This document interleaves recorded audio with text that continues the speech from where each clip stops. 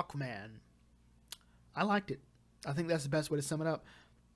I know it's not like the most revolutionary thing to say, like, it was an excellent masterpiece, easily movie of the year. And to be clear, it seems like the movie of the year is just the one most people see, so whatever. I didn't quite think I would totally enjoy an Aquaman movie. I like, in terms of superhero movies, I don't really enjoy a lot of them. I mean, by enjoy, I mean like I leave the theater going, "Oh my god, that was so cool!" Even my favorite one, Dawn of Justice, I just sort of be like, "Yeah, that was actually really fun." I don't go, "That was so cool," but this movie had me going, "Oh my god, that's so cool! Oh my god, oh, do it again, do it again." There's a lot of epicness to this movie. Ugh, all it needed was the guy from 300 narrating it. Ugh, the fight scenes were so good. So good, by the way. No restraint on spoilers. It was so good. So good. The action was good. How this movie looked was good. It was acted brilliantly. Willem Dafoe, oh my god. You're like one part Smeagol, one part Varys. Oh, it was fun. Ugh. But let's sort of be a bit more professional here. What were the weak points of this movie? Well, there are sort of there are three stories here. There's a story of Orm, there's a story of Black Manta, and there's a story of Aquaman. And while all three of these stories do converge on Arthur. So, like Aquaman's story intercedes and actually is pretty much revolving around, like, every story revolves around Arthur. That's the best way to say it. Best way to say it. Black Manta wants to kill Arthur because of something Arthur does early in this movie, which leads to the death of Black Manta's dad. And Arthur is a threat to Orm because Arthur makes a bid for the throne to stop Orm from invading the surface world. Interestingly enough, this is one of those movies where the bad guys originally do not care about the hero. Like, yeah, I don't care about Aquaman. Look, let him do his thing. He's not in our way. Oh, he's in our way now? He's wronged me? Now we'll kill him. And it's sort of interesting because, for the most part, no one has a problem with Aquaman. Like, Ocean Master wants to invade the surface world. Arthur Curry is a threat to him because, as the son of Queen Atlanta, whether legitimate or not, he can make a bid for the throne.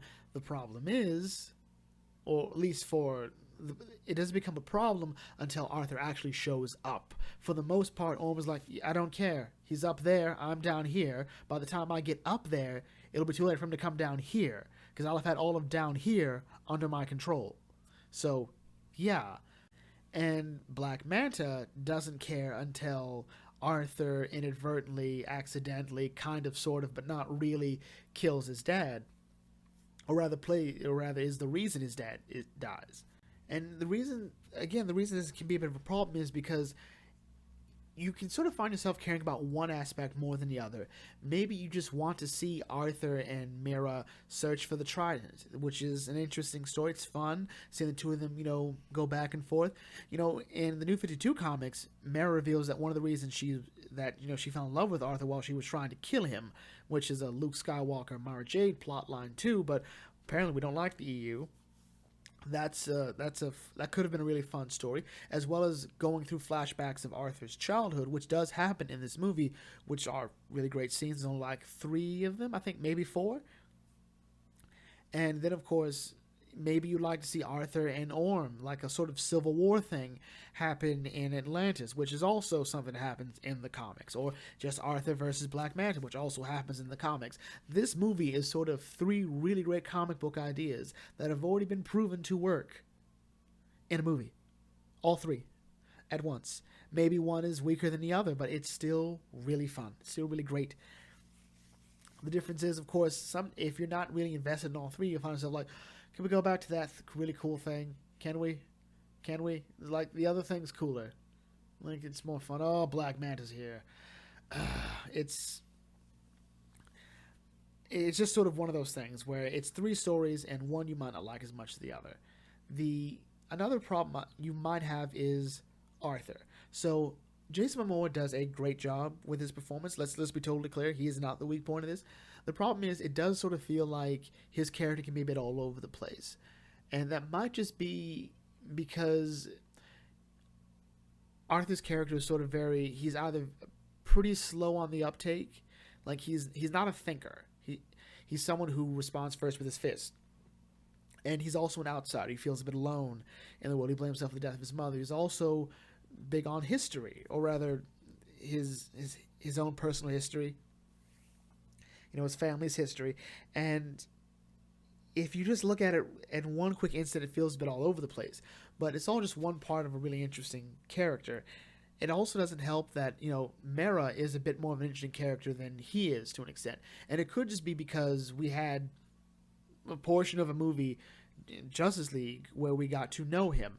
And we didn't quite know a lot about him, but it was enough for us to get a taste. And Mera comes off, who was only there for like maybe a minute, it comes off as the much more capable person. She is the one that knows Atlantis. She's lived there. She loves Atlantis. She loves everything but the surface world, and her character becomes much more interesting when we get to the surface. You almost feel like this movie wants to make her the queen of Atlantis, like Arthur would abdicate and says, look, here, you're queen, and you're the better choice, and I'm out. And that could have happened, but no. It's fine. Ultimately, that's like the only problems I have with this movie. And again, most of them you feel like if you just took a step back, or it's more of a subjective issue with it, more than most issues with films are. Strengths of this movie, well, the performances are all great, really are. This movie looks brilliant. Like, every fight scene is great. Atlantis looks great. The sea monsters look great. Even the weird golden armor that Aquaman wears looks great. There's a surprising amount of heart in this movie, a lot of really personal scenes, and those are scenes that, in my opinion, help change a movie, change how you experience it, change what the movie's telling you. I talked about it with Aladdin at first, how in the beginning it's this song Arabian Nights, and then it goes from this really sort of dignified opening to the joke of the merchant, and then Iago changes the film, and then Aladdin changed the film, not with one jump ahead, but with the reprise. If only they'd look closer, there's so much more to me. And then the genie changes the movie when he talks about how he wants freedom. The movie changes. And this movie changes a lot. It becomes a really sweet love story. It becomes a tragic story of an outsider. And then it becomes a story of two brothers who never got to know each other. And that was a really great scene in the movie. Right before Arthur and Orm are about to fight for the first of two times. Both times just really awesome, by the way. Arthur says, a part of me always wanted to know you. Always wanted to meet my little brother and to let him know he's not alone in the world. And Orm pretty much says that he doesn't want to have to fight him, but he will. And he will kill Arthur if he has to, because he needs to be king. He wants to be king. It's his right. It's one of my favorite scenes in the movie, just because of that. It allows Jason Momoa's character to sort of, it allows him to really show his chops. Again, from someone who only knows him from Justice League, Aquaman, and Game of Thrones, this really personal moment, I think, really showed exactly what Momoa can do as an actor. And this movie is full of those moments. And it also helped showcase Orm as, not just, yes, I'm evil, I'm like Joffrey. No, I'm actually a bit more complex than that. I'm not a psychopath. I'm someone who feels deeply about Atlantis, about the ocean. And I sort of blame this man for the death of my mother. But even then, I don't want to kill him. But I will if he's in my way. It's what really makes this movie great, is the little moments of heart when Mera has to, is willing to, turn her back on everything she's ever known for everything she's ever known. That's a great moment. That's a great moment in this film whenever Arthur hugs his mother in this movie. It is a great emotional moment. When Arthur goes for King Atlantis' trident, it changes the movie. This movie has a sort of weird, maybe a bit inconsistent humor, and you could view that as a flaw, but because of those humorous moments, I think it's really easy to sort of put all that heart and emotion into a lot of those scenes. This movie is still a DCEU movie, which likes to be a bit depressing, which likes to be a bit grim, which I sometimes call a bit more realistic, because I don't think there's anything realistic about wanting to be a superhero. I think you have to be a kind of messed up person to be a superhero, at least in my mind. This movie is just this this this is in a tie for my favorite DCEU movie, and it could possibly be my favorite superhero movie. Debatable. We'll see. There's a lot of other superhero movies I want to see. Probably won't be Captain Marvel that takes that spot. Probably won't be Shazam. It might be Shazam. Real quick on the Black Panther thing. So, and that'll be where we're going to wrap this video up with that. So there was a big discussion at one point as to exactly how much like this movie how much like Black Panther this movie is. And this primarily came up a lot more for me when it was announced that, Black Panther did not get any of its 3 Golden Globe nominations, which, by the way, that happens to a lot of movies. All right, a lot of movies are nominated for the same category, and they don't always win. Also, the superhero genre is not really award bait as much as people would like to think it is. And someone made a comment like, oh, well, Aquaman's a lot like Black Panther, but I don't see anyone complaining about that. I'm like, what are you trying to say? First of all, are you implying some sort of racial bias? First of all, that's stupid. Aquaman was not nominated for awards. Second of all, and I'm going to say this right now, Black Panther wasn't that good of a movie. All right? It just wasn't. It was a good movie. It was a movie. It was a superhero movie, but it wasn't that good compared to, it wasn't better than any other Marvel movie that came out. This movie is actually better than Black Panther. It actually does Black Panther a bit better. And that's usually in its aspects, because Black Panther's biggest problem for me was that it posed a really complex question and sort of did the cop-out of having T'Challa being guilted into entering the world stage.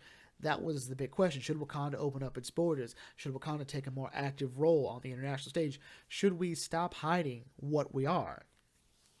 And Eric Killmonger effectively guilts T'Challa into saying that, all the previous kings were wrong for prioritizing Wakanda. They weren't. This is like saying that Avatar 1 was wrong for sealing off the spirit portals. He wasn't. It was actually really important that he did. Aquaman doesn't pose a really complex question. What it's saying is, well, it's not even really saying anything. It probably is. I just don't see it because I only saw the movie once.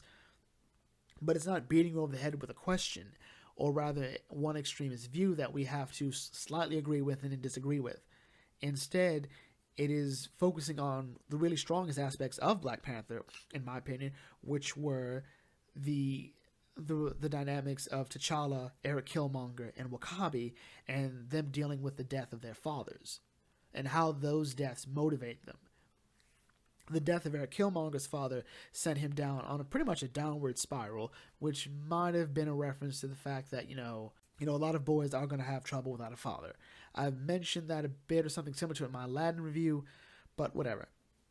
And, T'Challa dealing with the death of his father, but because he knew his father, because his father was such an influence on him in a different way, and T'Challa's more focused and disciplined because of his father, he's able to move past it. And W'Kabi, who is sort of like the in-between between the two, the loss of his father allows him to be manipulated by Eric Killmonger. On the other side is Aquaman, who uses the death of not just the father, but of the mother, to show the relationship between two brothers, of how a villain is created because of the loss of a father. And again, it's not that different from Black Panther in that light. But at the same time, a big difference is W'Kabi and Black Manta are two totally different characters because of it.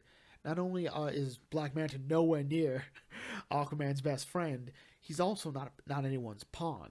He's already doing work for Orm in this movie, and it's sort of his orchestrating fake attacks on Atlantis under the guise of it being the surface world.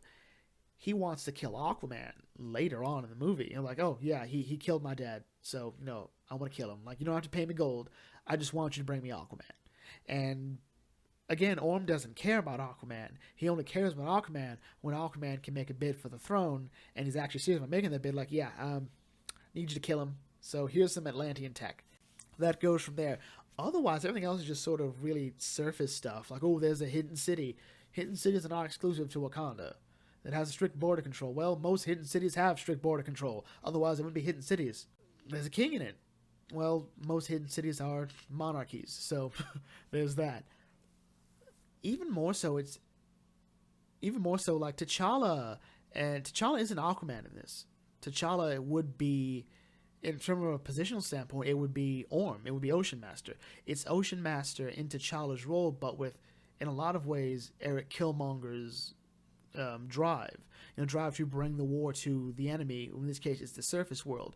Whereas Aquaman is in the position of T'Challa, but in the role, he's in the position of Eric Killmonger, but in the mentality of T'Challa, and a bit different, because I think the problem is that T'Challa, we already know T'Challa is going to be king. He